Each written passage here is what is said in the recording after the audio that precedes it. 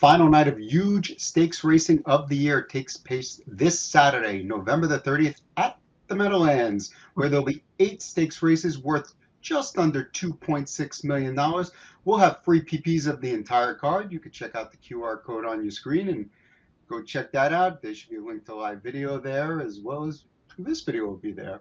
And what we have here is me and Matt, and we're going to discuss the $50,000 all-stakes pick 4 that begins in race number 6 with the 3-diamond final for the 2-year-old Philly Pacers. And Matt, it seems the power's on the inside of the gate in this one. Yeah, I mean it's kind of a chalk player's delight in this race. The two obvious contenders have the 2 inside posts, and barring any unforeseen circumstances, they are 2-year-old fillies. Not always the best behaved, but this group seems pretty good. And yeah, like you said, the power's on the inside with Mickey and Minnie, Dexter Dunn, Rodeo Drive Deo, Dave Miller for Ron Burke and Chris Ryder. And I don't know, you're looking at a pick 4 ticket, and you're looking at, you like the favorites, you got to go one way or the other, right? You got to take a stand.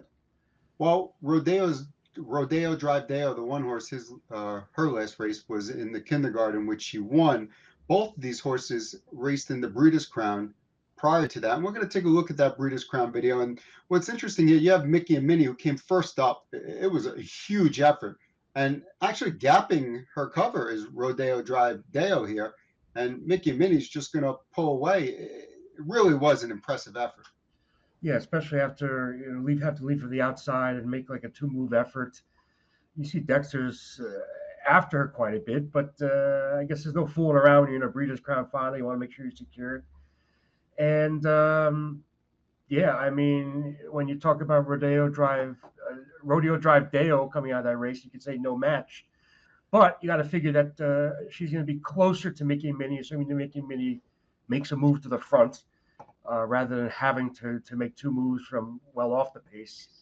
And, you figure that she'll be closer to Mickey and Minnie when all's said and done.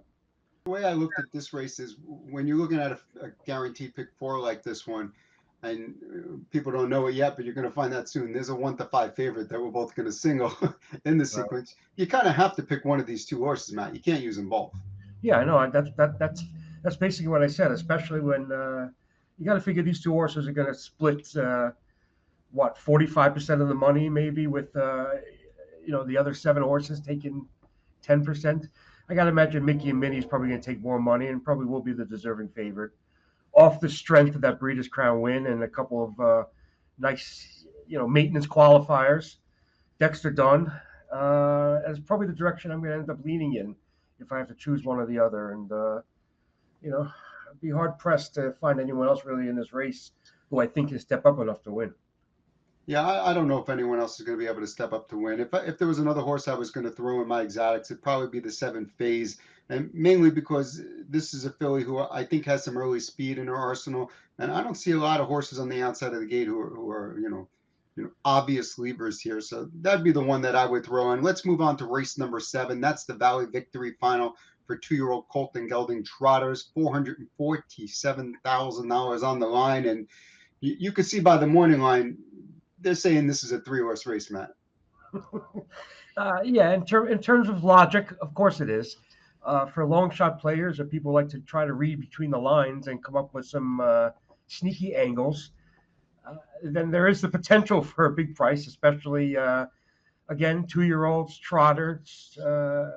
You basically have to keep your fingers crossed most of the way. But yeah, when you look at these, when you narrow down to the top 3 horses, these are the logical ones. And again, when you're looking at a pick 4 sequence, you got to narrow it down from there even more. So I ultimately narrowed it down to 2 of the 3. Obviously, no surprises here on my ticket going into the second leg. But I kind of like to go the way of Dexter Dunn again. Marcus Melander, trotter, super chapter. I'm not worried about the 8 post in terms of speed. We saw the Breeders' Crown now.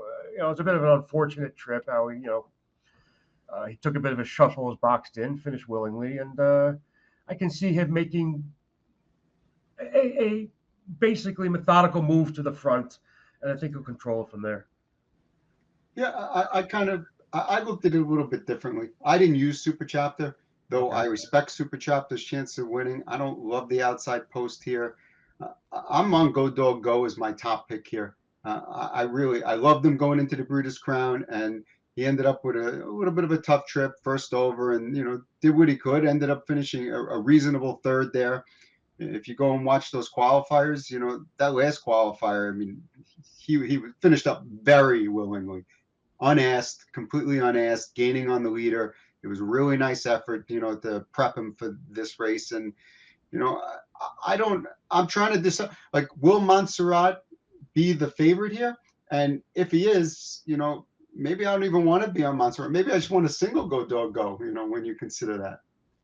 Well, if you really like him, then go ahead and single him. If I mean, that's why, especially if you're going with a logical ticket, it's all about narrowing down the ticket and be able to play it multiple times. And I mean, again, the horses that we're kind of leaning on are the most logical players in here. Go Dog Go is the other horse I'm going to use.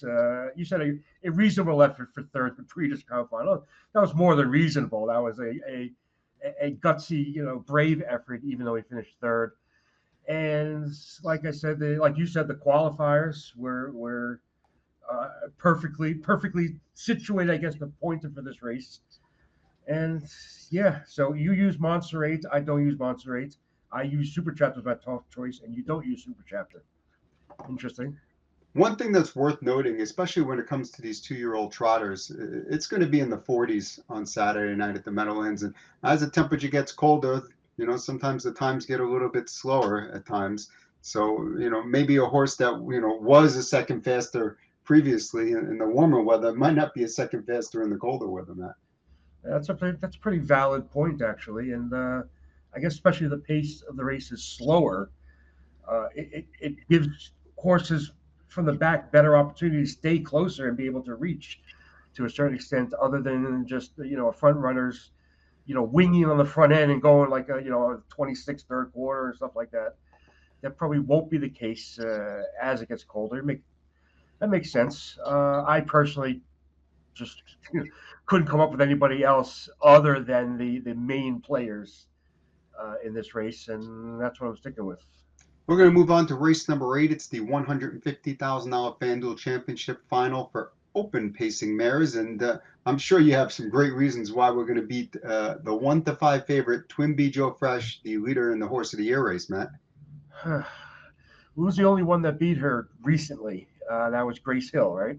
Yes. In the Breeders' Crown elimination, and you can make the argument that she can ultimately end up sitting a trip. Interestingly, Todd McCarthy decided to choose off Grace Hill and go to My Girl EJ, the 3-year-old. And that is first time Andrew Harris barn. Yes. Moving from the Ron Burke barn. So that's something definitely to take note of. Will she step up her game big enough to defeat Twin B Joe Fresh? Again, you said a 3-year-old filly is kind of tough. My question is, if Twin B Joe Fresh is going to be every bit of that 1-5 morning line, does she just get sent to the front, or does she have to come from slightly off the pace? I think in a field like this, I think she really has no choice but to go to the front here. I think, I don't think she's going to like gun 25 off the gate, but I think Dexter will push away and kind of make his way to the front. Why don't we take a look at the recent qualifier? Because I think it's kind of interesting. He's sitting 5th here in this qualifier, 125-3, which is like 3 seconds, 4 seconds slower than they normally go. And you're going to see this. She's plenty sharp, even though she only finished second. She finished full of pace. Dexter's really not going after her a little bit, just trying to wake her up a little bit. She finishes pretty nice here, Matt. I'm assuming this qualifier was by design to keep her off the pace.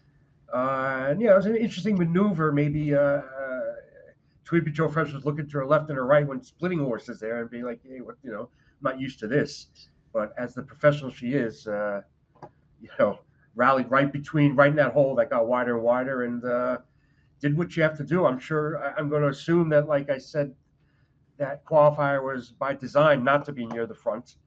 But you seem to think that when come race night, the tactics are going to revert back to a front end type style, which basically everyone kind of expects, especially at a minuscule price. So Well, I kind of think there's some horses in here that aren't going to leave. I think, it's reasonable to assume the 2 3-year-olds, Rocketdale and My Girl EJ, won't be like pushing too hard, you know. So there's that. And, obviously Grace Hill's going to leave, but do you want Grace Hill to go to the lead and be out there on her own in 28? Like, so I think he's got to be somewhat forwardly placed enough that if the situation calls for it, he's got to make his move. And, I'm probably going to play just a Twin B Joe Fresh over My Girl EJ Cold Exacta, because while she's a 3-year-old, I think she's got a little bit of heart to her. She's got some guts to her from what I've seen. she does, but like I said, first time in a new barn, and facing all the horses, it will be an interesting test. So I assume she'll take a little bit of curiosity money, and the exacta will be what, $15 maybe with Twin Beach Joe Fresh on top, $11, something like that. I'd be thrilled with anything over 10. I think is fair. So if you play cold numbers, nothing wrong with that. Yeah, no doubt about it. So that's race number 8. We're both keying Twin B Joe Fresh, and we're going to move over to race number 9, the Goldsmith Maid Final for 2-year-old filly trotters, 455,000 on the line. And for my money, this very well could be the best race on the card as far as wagering goes. So not just in the sequence, but on the entire card. That's interesting. Yeah. It's obviously the on paper the most wide open or competitive race of this sequence, where you do have a handful of horses that can win. I'm not I'm not trying to find anything sneaky here because I really can't. So I am going to zero in on a couple of the main logical contenders, but as we'll see in a minute, my ticket is extraordinarily cheap, so I'm not looking at any tax tickets here. Or why don't you tell us the 3 you like, because I think you have 3 in here, and then I'll probably touch on the others that I'd like to add in. Okay, in numerical order, the 3, 5, and 8 I'm using. I'm kind of leaning towards Spicy Nice, Yannick Gingras, Nancy Tactor right from the middle of the gate as a potential price of the 3 that I'm selecting. But yeah, unfortunately for Champagne Problems, a nice trotter, and obviously she fits great with these, but she's stuck in the 10 hole, and it's going to be hard. She might be hard pressed to get out to the front, so she may end up offering the best value of the main contenders here, but I ended up not using her. So the other one you used was what, the 3 Luna Glove? I'm sorry, yeah. You can tell us the 3 you're using. You touched on a couple others. You're all over the place. I know. I said in numerical video. I don't know. Numerical order. I said 3, 5, and 8, but we'll start with Spicy Nice on top. Luna Lovegood, Dexter Dunn's choice. Dexter's looking at a potential huge night. For the probably the 100th time in a row this year.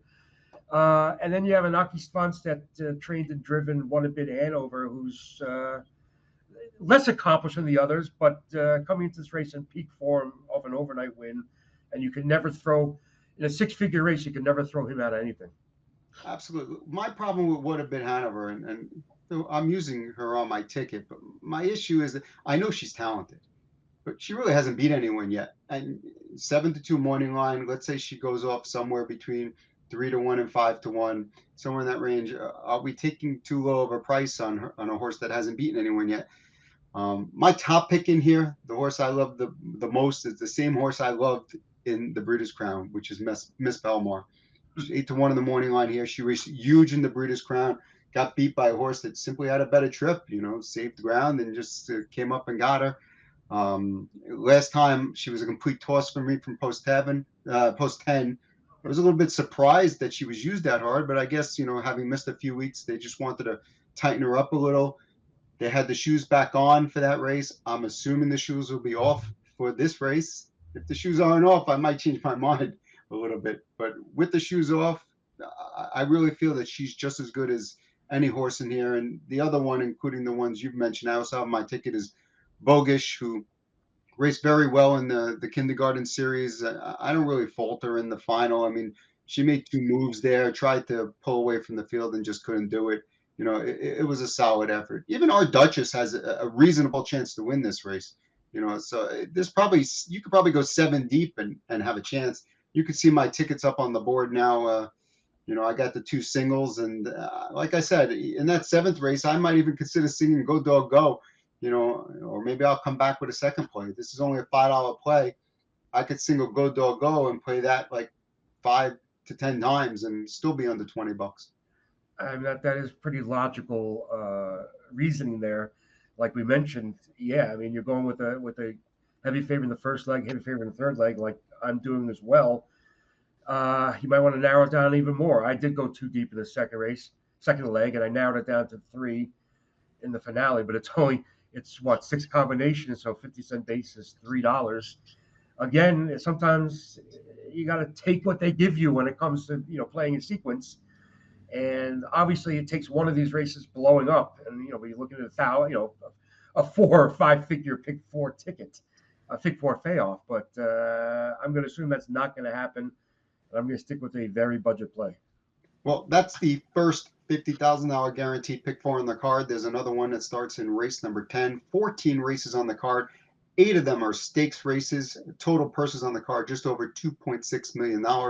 Post time is 6:20 p.m. on Saturday night. Good luck.